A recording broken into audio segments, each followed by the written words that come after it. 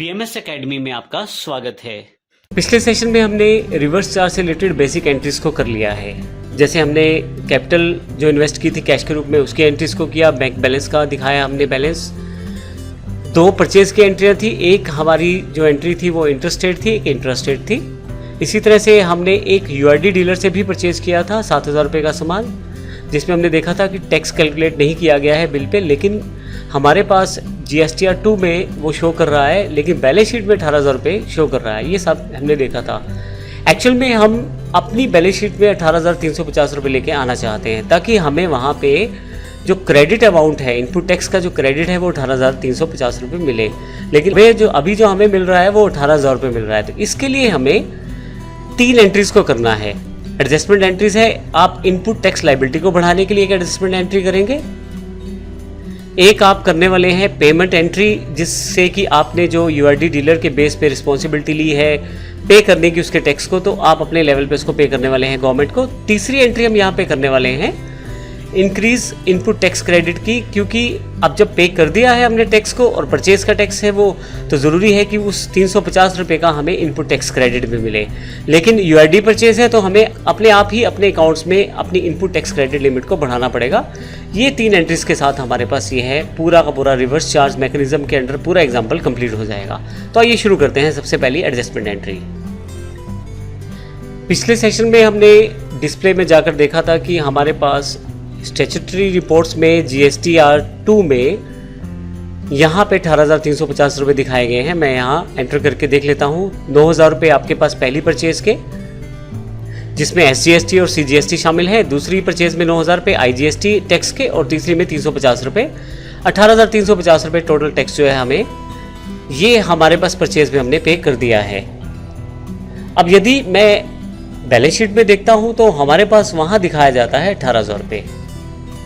मैं आपको एक बार फिर से क्लियर कर देता हूँ। यहाँ पे 18,000 रुपये टैक्स दिखाया गया है, क्योंकि इसमें 350 रुपये टैक्स को ऐड ऑन नहीं किया गया है। तो हम इनपुट टैक्स क्रेडिट कैसे ले पाएंगे अगर यहाँ पे उस 350 रुपये नहीं इंक्लूड किए जाएंगे, जबकि हम ऑलरेडी उसको देना चाहते हैं गवर्नमेंट को, और इस एंट्री में देने वाले भी हैं। तो आइए इसकी एडजस्टमेंट एंट्रीज को सीखते हैं किस प्रकार से हम कर सकते हैं। इसके लिए सबसे पहले हम अकाउंटिंग वाउचर्स पे जाएंगे। यहाँ पे सबसे पहले हमें जनरल सेलेक्ट करना है।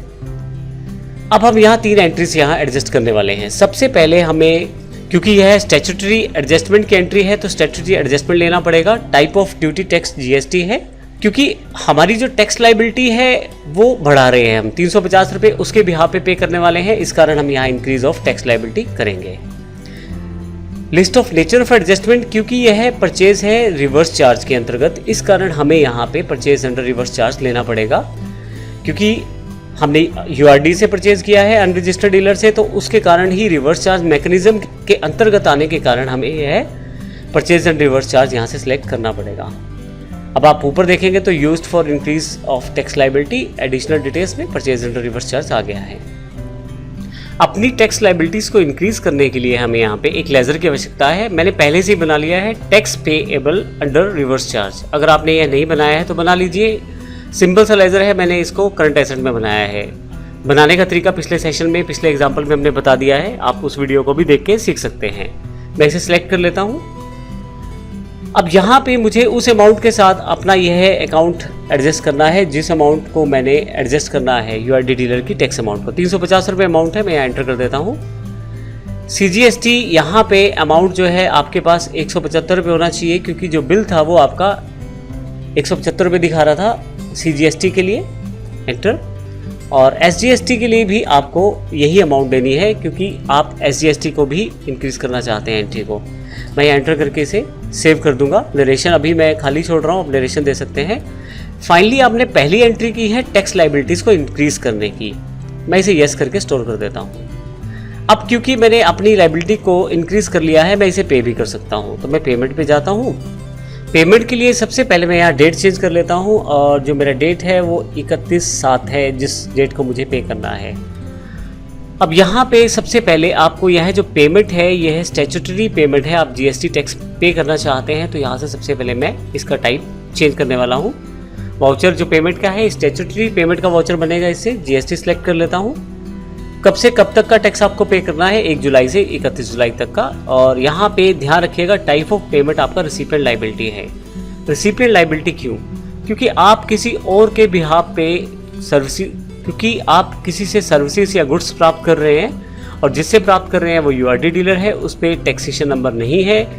अब आपकी रिस्पॉन्सिबिलिटी है as a recipient of services and goods कि आप उस टैक्स को पे करें।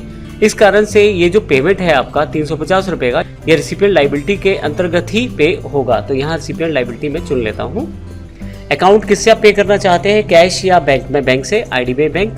दोनों अकाउंट जो आपने बनाए थे CGST 175 रुपये से और SGST 175 रुपये से आप यहाँ एंटर कर ले। अब एंटर करते हुए नीचे आ जाता हूँ। आप चाहे तो यहाँ प्रोवाइड डिटेल्स दे सकते हैं GST के लिए, यस कर देता हूँ। यहाँ से मैं कैसे पे करना चाहते हैं वो बता सकते हैं। यहाँ चेक से मान लीजिए पे करते हैं, सारी बेसिक इन्फॉर्मेशन आप भर दें। 350 रुपये अब आपके पे होने वाले हैं। फाइनली मैं यहाँ से एंटर करते हुए नीचे आ जाता हूँ। इस तरह से दूसरी ये जो एडजस्टमेंट एंट्री की है, ये असल में आपने जो अपनी लायबिलिटी इंक्रीज की थी उसको पे कर दिया। एक तरह से आपने 350 रुपये आपकी लायबिलिटी नहीं थी, लेकिन आपने अपने अकाउंट्स में इंक्रीज की लायबिलिटी, क्योंकि टैक्स किसी और को भरना था, लेकिन यूआरडी डीलर होने की वजह से आपको भरना पड़ रहा है। क्योंकि वह यूआरडी डीलर था, इस कारण से आपको भरना पड़ रहा है, क्योंकि आप रजिस्टर्ड डीलर है और आप ही उसकी सर्विसेज और गुड्स को प्रयोग करने वाले हैं। इस कारण से आपकी लायबिलिटी है पे करना। तो रिसिपिएंट लायबिलिटी ली हमने और फाइनली इसको यस करके मैं पे कर देता हूँ। अब 2 एंट्रीज हमारी हो चुकी हैं।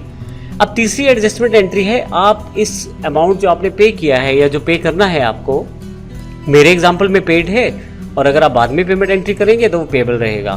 अब ऐसे केस में आपको इनपुट टैक्स क्रेडिट भी लेना होता है, जो अमाउंट आप परचेज पे देते हैं टैक्स के रूप में। अब यहाँ पे 350 रुपये का मुझे इनपुट टैक्स क्रेडिट भी चाहिए। इसके लिए एक एंट्री और, आपको जनरल में जाएं, स्टैट्यूटरी एडजस्टमेंट पे जाएं। अब यहाँ से आप GST सिलेक्ट कर लें। अब की बार ध्यान रखिएगा, आपको अपना इनपुट टैक्स क्रेडिट इंक्रीज करना है, क्योंकि जो पेमेंट आप पे कर चुके हैं उनको, उस पेमेंट का आप इनपुट टैक्स क्रेडिट भी लेना चाहते हैं। इसलिए मैं अपनी इस अकाउंट को इंक्रीज कर लेता हूँ उतने अमाउंट से जो मुझे अपने अकाउंट से एडजस्ट करना है 350 रुपये से। तो मैं यहाँ इंक्रीज कर लेता हूँ। ध्यान रखिएगा परचेज अंडर रिवर्स चार्ज ही है सेक्शन में आएगा, तो ऊपर अमाउंट ऊपर आ गया information used for increase of input tax credit और नीचे आ रहा है परचेज अंडर रिवर्स चार्ज। असल में आपको अपनी इनपुट टैक्स लायबिलिटी वाली एंट्री को ही रिवर्स करना है। अब उस एंट्री में आपने किया क्या था, tax payable under reverse charge account को डेबिट किया था और बाकी दोनों अकाउंट्स को क्रेडिट किया था। इसमें रिवर्स करेंगे। इसमें हम CGST को डेबिट करेंगे 175 रुपये से,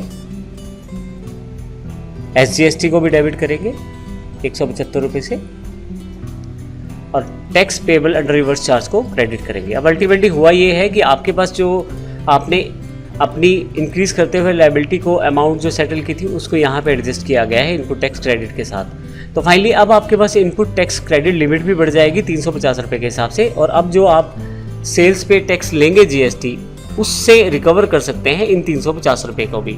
अगर आप ये एंट्रीज नहीं करते रिवर्स चार्ज मैकेनिज्म में, तो फिर आपके अकाउंट्स उस अमाउंट को एडजस्ट नहीं कर पाएंगे जो आप यूआरडी डीलर पे परचेज करते हुए कोई गुड्स या सर्विसेज के लिए टैक्स के रूप में देते हैं। तो इस केस में आप यहाँ पे इस अमाउंट को एडजस्ट करने के लिए इनपुट टैक्स क्रेडिट की एंट्री करनी ज़रूरी है। मैं एंटर कर देता हूँ यहाँ पे, फाइनली यस कर देता हूँ। अब हम चलते हैं अपनी बैलेंस शीट पे। यहाँ यदि आप बैलेंस शीट पे एंटर करें और यहाँ पे करंट लाइबिलिटीज में आ जाएं तो 18,350 रुपये इस वक्त हमारे पास डेबिट में है। असल में ये 18,350 रुपये वो अमाउंट है जिसको हम इनपुट टैक्स क्रेडिट के रूप में एडजस्ट कर सकते हैं, क्योंकि हम ये परचेज पे कर चुके हैं। अब ये 18,350 रुपये जो हैं हम सेल्स से जो टैक्स प्राप्त करेंगे उससे एडजस्ट कर सकते हैं। अब यहाँ सबसे इंपॉर्टेंट बात यह है कि अगर आपने पहले बैलेंस शीट देखी हो तो 18,000 रुपये दिखा रहा था, अब 18,350 रुपये दिखा रहा है। अगर आप इन एडजस्टमेंट एंट्रीज को नहीं करते तो उस केस में 350 रुपये आप इनपुट टैक्स क्रेडिट नहीं प्राप्त कर पाएंगे। अब यह केवल एग्जाम्पल के लिए 350 रुपये है, हो सकता है यूआरडी डीलर से आप पर डे कुछ परचेज कर रहे हैं 5,000 से ऊपर की लिमिट का, तो ऐसे केस में हो सकता है टैक्स बहुत ज़्यादा बन जाए, और अगर आप एडजस्टमेंट एंट्रीज नहीं करेंगे तो फिर आप वो टैक्स रिकवर नहीं कर पाएंगे।